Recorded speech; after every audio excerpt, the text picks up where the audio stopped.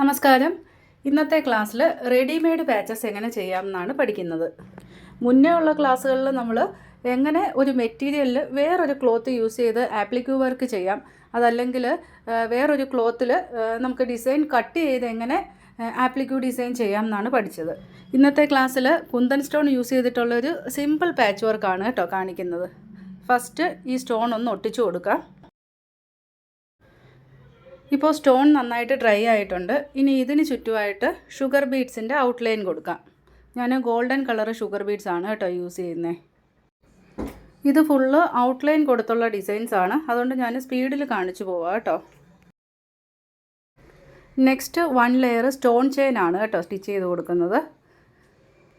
Stone chain എപ്പോഴും cut ചെയ്തിട്ട് stitch ചെയ്യാതെ സ്റ്റിച്ച് ചെയ്ത് വന്ന് ലാസ്റ്റിൽ ആ റൗണ്ട് കംപ്ലീറ്റ് ആവുന്ന സമയത്ത് കട്ട് ചെയ്യണം.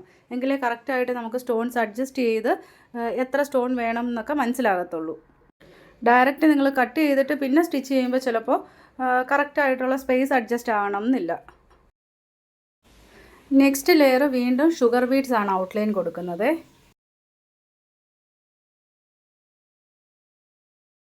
നെക്സ്റ്റ് വീണ്ടും ഒരു ലെയർ സ്റ്റോൺ ചെയിൻ ആണ് സ്റ്റിച്ച് ചെയ്യുന്നത്. ഇവിടെ ഞാൻ സ്റ്റിച്ച് ചെയ്യുന്ന പോലെ തന്നെ ലെയേഴ്സ് കൊടുക്കണം എന്നില്ല. നിങ്ങൾക്ക് ഇഷ്ടമുള്ള രീതിയിൽ നിങ്ങളുടെ കയ്യിലുള്ള ബീഡ്സിനനുസരിച്ച് നിങ്ങൾക്ക് ലെയേഴ്സ് കൊടുക്കാം കേട്ടോ.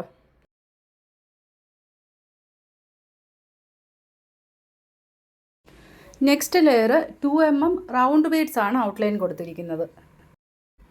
ഇത് ലാസ്റ്റ് ലെയർ ആണ് കേട്ടോ ബീഡ്സ് കൊടുക്കുന്നത്. ബീഡ്സ് സ്റ്റിച്ച് ചെയ്ത് കഴിഞ്ഞാൽ ലാസ്റ്റിൽ ജെറി ത്രെഡിൻ്റെ ഔട്ട്ലൈൻ കൂടി കൊടുക്കണം. ഇവിടെ ഇപ്പോൾ റൗണ്ട് പാച്ചസ് ആണ് നമ്മൾ ചെയ്തിരിക്കുന്നത്. ഇതേപോലെ തന്നെ ഗോബി ഷേപ്പ് പാച്ചസ് ഒക്കെ ഉണ്ടാക്കാം. അപ്പോൾ ഗോബി ഷേപ്പ് പാച്ച് ക്രിയേറ്റ് ചെയ്യുമ്പോൾ സെൻറ്ററിൽ ഗോബി ഷേപ്പിൻ്റെ കുന്തൻ സ്റ്റോൺ ഒട്ടിച്ചു കൊടുക്കുക. ഇത് ഒട്ടിച്ചു കൊടുക്കാം. ഒട്ടിച്ചു കൊടുത്തിട്ട് അത് ഡ്രൈ ആകുന്ന സമയത്ത് നമുക്ക് റൗണ്ട് പാച്ചിന് ജെറി ത്രെഡിൻ്റെ ഔട്ട്ലൈനും കൊടുക്കാം. റെഡിമെയ്ഡ് പാച്ചസ് ചെയ്യുമ്പോൾ എപ്പോഴും last layer chain stitch outline കൊടുത്തോണം കേട്ടോ. ബീഡ്സ് ആണെങ്കിലും ത്രെഡ് വർക്ക് ആണെങ്കിലും എങ്ങനെ നിങ്ങൾ ഫില്ലിങ് ചെയ്താലും ലാസ്റ്റിൽ ജെറി ത്രെഡിൻ്റെ ഔട്ട്ലൈൻ കൊടുത്ത് എൻഡ് ചെയ്യുക കേട്ടോ. ഇപ്പോൾ ഈ സ്റ്റോൺ ഡ്രൈ ആയിട്ടുണ്ട്. ഇനി നമുക്ക് സ്റ്റിച്ച് ചെയ്യാം. First layer 1 mm round beads ആണ് കേട്ടോ കൊടുക്കുന്നത്. ഗോബി ഷേപ്പ് ആയതുകൊണ്ട് മുകളിലത്തെ ആ ഒരു കോർണർ കറക്റ്റായിട്ട് തന്നെ എൻഡ് ചെയ്യണം. കുന്തൻ സ്റ്റോണിൻ്റെ മുകളിലത്തെ ആ ഒരു പോയിൻ്റ് പോലെ തന്നെ നമ്മുടെ ഔട്ട്ലൈനിൻ്റെ പോയിൻറ്റും വന്ന് എൻഡ് ചെയ്യണം. Next layer 3 mm round beads ആണ്. നെക്സ്റ്റ് വീണ്ടും 1 mm റൗണ്ട് ബീഡ്സ് ആണ് കൊടുക്കുന്നത്. ഈ ബീഡ്സിൻ്റെ എല്ലാം ഔട്ട്ലൈൻ കൊടുക്കുമ്പോൾ മുകളിലത്തെ കോർണർ എല്ലാം ഒരേപോലെ ആയിരിക്കണം കേട്ടോ. ഒരെണ്ണം സൈഡിലോട്ട് ചരിഞ്ഞോ അങ്ങനെയൊന്നും ആവില്ല. എല്ലാം ഒരേ ഷേപ്പിൽ തന്നെ കോർണർ കറക്റ്റായിട്ട് തന്നെ മെയിൻറ്റെയിൻ ചെയ്ത് വേണം സ്റ്റിച്ച് ചെയ്യാൻ. നെക്സ്റ്റ് ഡബിൾ കളറാണ് യൂസ് ചെയ്യുന്നത്. ഗോൾഡൻ ഷുഗർ ബീഡും ബ്ലൂ കളർ ഷുഗർ ബീഡും. ഡബിൾ കളർ യൂസ് ചെയ്യുമ്പോൾ ശ്രദ്ധിക്കേണ്ട കാര്യം എൻഡ് ചെയ്യുന്ന സ്ഥലത്ത് ഒരേ കളർ അടുപ്പിച്ച് എൻഡ് ചെയ്യാതിരിക്കുക കേട്ടോ. എപ്പോഴും കോൺട്രാസ്റ്റ് കളേഴ്സ് ആയിരിക്കണം അടുപ്പിച്ച് വരേണ്ടത്. ഇവിടെ നമ്മൾ സിമ്പിളായിട്ട് ഔട്ട്ലൈൻ മാത്രമായിട്ടാണ് ഫില്ലിംഗ് കൊടുത്തിരിക്കുന്നത്. ഇതിന് പകരം നിങ്ങൾക്ക് മറ്റ് സ്റ്റിച്ചുകൾ വേണേലും യൂസ് ചെയ്യാം. ഇപ്പോൾ ലോഡിങ് സ്റ്റിച്ചുകൾ വേണേലും യൂസ് ചെയ്യാം. അത് ത്രെഡ് വർക്കായിട്ട് വേണേലും യൂസ് ചെയ്യാം, അല്ലെങ്കിൽ ബീഡ്സ് വേണേലും യൂസ് ചെയ്യാം, അല്ലെങ്കിൽ ജർദോസി വേണേലും യൂസ് ചെയ്യാം. നെക്സ്റ്റ് ലെയർ വീണ്ടും 3 mm റൗണ്ട് ബീഡ്സ് ആണ് കൊടുക്കുന്നത്. ഇതുപോലുള്ള റെഡിമെയ്ഡ് പാച്ചസിൻ്റെ വലിപ്പം നമുക്ക് ഇഷ്ടമുള്ള രീതിയിൽ ചെയ്യാം. ചെറിയതായിട്ടോ അല്ലെങ്കിൽ കുറച്ചുകൂടെ വലിപ്പത്തിലോ അല്ലെങ്കിൽ മീഡിയം സൈസിലോ അങ്ങനെ സൈസ് നമുക്ക് ഇഷ്ടമുള്ള അത്രയും ഫില്ല് ചെയ്ത് പോകാം. അതുപോലെ ഞാൻ ഈ ചെയ്ത പോലെ ഗോബി ഷേപ്പും റൗണ്ടും മാത്രമല്ല, സ്ക്വയർ ഷേപ്പോ അല്ലെങ്കിൽ ഫ്ലവർ ഷേപ്പോ മറ്റെന്തെങ്കിലും പിക്ചേഴ്സോ അങ്ങനെ എങ്ങനെ വേണേലും പാച്ചസ് ചെയ്യാം. ഇത്രയും വലിപ്പത്തിൽ മാത്രമേ ഞാൻ ഗോബി ഷേപ്പ് ചെയ്യുന്നുള്ളൂ. ഇനി ലാസ്റ്റ് ജെറി ത്രെഡിൻ്റെ ഔട്ട്ലൈൻ കൊടുക്കാം. ഔട്ട്ലൈൻ 1 ലെയർ വേണേലും കൊടുക്കാം, അല്ലെങ്കിൽ 2 ലെയർ വേണേലും കൊടുക്കാം. ഔട്ട്ലൈൻ കൊടുക്കുമ്പോൾ ഇടയ്ക്കുന്ന് സ്റ്റാർട്ട് ചെയ്യാൻ നോക്കുക. അപ്പം മുകളിലത്തെ ആ ഒരു കോർണർ നമുക്ക് നല്ല ഫിനിഷിങ്ങിൽ ചെയ്യാൻ പറ്റും. പാച്ച് സ്റ്റിച്ച് ചെയ്ത് കഴിഞ്ഞാൽ ഫ്രെയിമിൽ നിന്ന് ക്ലോത്ത് ഇതേപോലെ റിമൂവ് ചെയ്യണം കേട്ടോ. കാരണം റിമൂവ് ചെയ്തതിന് ശേഷമാണ് പിന്നെ നമ്മൾ പാച്ചസ് കട്ട് ചെയ്യുന്നത്. ഇതിപ്പോൾ ഞാൻ ഹൂപ്പിൽ നിന്ന് ക്ലോത്ത് റിമൂവ് ചെയ്തിട്ടുണ്ട്. ഇനി ഇതിൻ്റെ ബാക്ക് സൈഡ് കാണിക്കാം കേട്ടോ.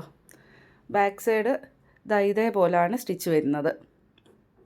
നമ്മൾ സാധാരണ അരി വർക്ക് ചെയ്യുമ്പോൾ ഉള്ള സെയിം അതേ സ്റ്റിച്ചുകൾ തന്നെയാണ്. പക്ഷേ ഈ സ്റ്റിച്ച് ഇതേപോലെ വെച്ചുകൊണ്ടല്ല നമ്മൾ ഈ പാച്ച് കട്ട് ചെയ്തെടുക്കുന്നത്. കട്ട് ചെയ്യുന്നതിന് മുൻപായിട്ട് ഈ പാച്ചിൻ്റെ ബാക്ക് സൈഡിൽ നമുക്ക് ഗം അപ്ലൈ ചെയ്ത് കൊടുക്കണം. അതിന് ശേഷമാണ് കട്ട് ചെയ്യുന്നത്. ഫാബ്രിക് ഗ്ലൂ ആണ് നമ്മളിവിടെ യൂസ് ചെയ്യുന്നത്. ഫാബ്രിക് ഗ്ലൂ ഫസ്റ്റ് നമ്മൾ ഈ സ്റ്റിച്ച് ചെയ്തതിൻ്റെ ബാക്ക് സൈഡില്ലേ, ഈ ബാക്ക് സൈഡിൽ അപ്ലൈ ചെയ്ത് കൊടുക്കുക. നന്നായിട്ട് അപ്ലൈ ചെയ്ത് കൊടുക്കണം കേട്ടോ. കാരണം നമ്മളിത് റെഡിമെയ്ഡായിട്ട് വെച്ചിരിക്കുന്നത് കൊണ്ട് എവിടെയെങ്കിലും ആ ഒരു സ്റ്റിച്ച് അഴിഞ്ഞു പോകാൻ പാടില്ല. അതുകൊണ്ടാണ് നമ്മൾ ഈ ഫസ്റ്റ് ഗം അപ്ലൈ ചെയ്തതിന് ശേഷം പിന്നെ കട്ട് ചെയ്യുന്നത്. അപ്പോൾ ഗമ്മ് ഇതേപോലെ സൈഡിൽ നന്നായിട്ട് അപ്ലൈ ചെയ്ത് കൊടുക്കണേ. നമ്മൾ ലാസ്റ്റ് ഒരു ചെയിൻ സ്റ്റിച്ച് കൊടുത്തില്ലേ ജെറി ത്രെഡിൻ്റെ, ആ ഭാഗത്ത് നന്നായിട്ട് അപ്ലൈ ചെയ്യുക.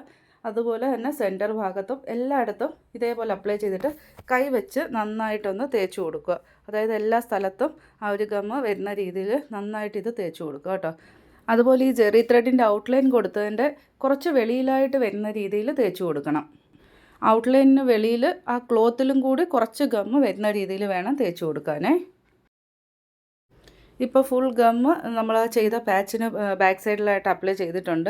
ഇനി ഇത് ഡ്രൈ ആകാനായിട്ട് കുറച്ച് സമയം വെക്കുക. കുറച്ച് സമയം എന്ന് വെച്ചാൽ നമ്മൾ സാധാരണ കുന്തൻ സ്റ്റോൺ ഒട്ടിക്കുന്ന പോലെ 5-10 മിനിറ്റ് എന്നല്ല, ഇത് നന്നായിട്ട് ഡ്രൈ ആകണം. അതായത് ഒരു 1 അവർ ഇതുപോലെ തന്നെ വെച്ചേക്കുക. ബാക്ക് സൈഡിൽ ഗം അപ്ലൈ ചെയ്തു എന്ന് വെച്ച് നമ്മുടെ ഫ്രണ്ട് സൈഡിലെ പാച്ചിന് യാതൊരു പ്രശ്നവും വരത്തില്ല കേട്ടോ. 1-2 മണിക്കൂർ ഇതുപോലെ വെച്ച് നന്നായിട്ട് ഡ്രൈ ആയതിന് ശേഷം മാത്രമേ നമ്മൾ കട്ട് ചെയ്യത്തുള്ളൂ. ഇവിടെ ഇപ്പോൾ ഗമ്മൊക്കെ നന്നായിട്ട് ഉണങ്ങിയിട്ടുണ്ട്. ആ ബാക്ക് സൈഡ് ഫുള്ള് ട്രാൻസ്പെറൻ്റ് ആയിട്ട് ഇരിക്കുന്നുണ്ടോ, ചെറിയൊരു നനവ് പോലെ ആ ഒരു ഗമ്മിങ്ങനെ കാണും. നനവല്ല, ജസ്റ്റ് അതുപോലൊരു കളറ് ആ തുണിയുടെ കുറച്ചൊന്ന് മാറിയിട്ടായിരിക്കും ഇരിക്കുന്നത് ഈ ഗം ഡ്രൈ ആയി കഴിയുമ്പോൾ. ഇനി നമുക്കിത് കട്ട് ചെയ്യാം. കട്ട് ചെയ്യുന്നതിന് മുന്നേ ഫസ്റ്റ് ആ ഒരു പാച്ച് ക്ലോത്തിൽ നിന്ന് റിമൂവ് ചെയ്യാം. അതിന് കുറച്ച് തുണി ഇതുപോലെ പാച്ചിൽ നിന്ന് ബാലൻസ് ഇട്ടുകൊണ്ട് 2 പാച്ചസ് നമുക്ക് കട്ട് ചെയ്തെടുക്കാം. ക്ലോത്തിൽ നിന്ന് ഡയറക്റ്റ് ഷേപ്പിൽ കട്ട് ചെയ്യണം എന്നില്ല. ഇതേപോലെ ഫസ്റ്റ് പാച്ച് മാത്രമായിട്ട് കുറച്ച് ക്ലോത്ത് വെച്ച് കട്ട് ചെയ്തെടുക്കുക. അതിനുശേഷം പിന്നെ നമുക്ക് ഷേപ്പിൽ കട്ട് ചെയ്യാം. അതായിരിക്കും കുറച്ചുകൂടെ ഈസി ആയിട്ട് കട്ട് ചെയ്യാൻ പറ്റുന്നത്. ഇപ്പം നമ്മുടെ മെയിൻ ക്ലോത്തിൽ നിന്ന് പാച്ച് മാത്രമായിട്ട് നമ്മൾ റിമൂവ് ചെയ്തിട്ടുണ്ട്. ഇനി ഇത് ഷേപ്പിൽ കട്ട് ചെയ്യാം. ഓരോ പാച്ചസായിട്ട് കട്ട് ചെയ്തെടുക്കാം കേട്ടോ. പാച്ച് കട്ട് ചെയ്യുമ്പോൾ നല്ല ഷാർപ്പായിട്ടുള്ള സിസറോ കട്ടറോ യൂസ് ചെയ്യാം. ഇനി കട്ട് ചെയ്യുന്നത് ജെറി ത്രെഡ് നമ്മൾ സ്റ്റിച്ച് ചെയ്തില്ലേ, അതിനോട് ചേർന്ന്, എങ്കിൽ ജെറി ത്രെഡിൽ കട്ട് വീഴാൻ പാടില്ല കേട്ടോ. അതേ രീതിയിലായിരിക്കണം കട്ട് ചെയ്യേണ്ടത്. ഇങ്ങനെ കട്ട് ചെയ്യുന്ന സമയത്ത് ഒരു ഇച്ചിരി ക്ലോത്ത് ആ അറ്റത്ത് കണ്ടു എന്ന് വെച്ച് കുഴപ്പമില്ല, ബാലൻസ് ചെയ്യുന്നു എന്ന് വെച്ച് കുഴപ്പമില്ല. അത് നമുക്ക് ലാസ്റ്റിൽ കട്ടർ യൂസ് ചെയ്ത് കട്ട് ചെയ്ത് കളയാം. ഇവിടെ ഗം അപ്ലൈ ചെയ്തതുകൊണ്ട് ജെറി ത്രെഡിൽ ചെറിയ കട്ട് വീണാലും നമ്മുടെ സ്റ്റിച്ച് അഴിഞ്ഞു പോവില്ല കേട്ടോ. അതുകൊണ്ടാണ് നമ്മൾ ഗം ആദ്യമേ അപ്ലൈ ചെയ്തതിന് ശേഷം പിന്നെ കട്ട് ചെയ്യുന്നത്.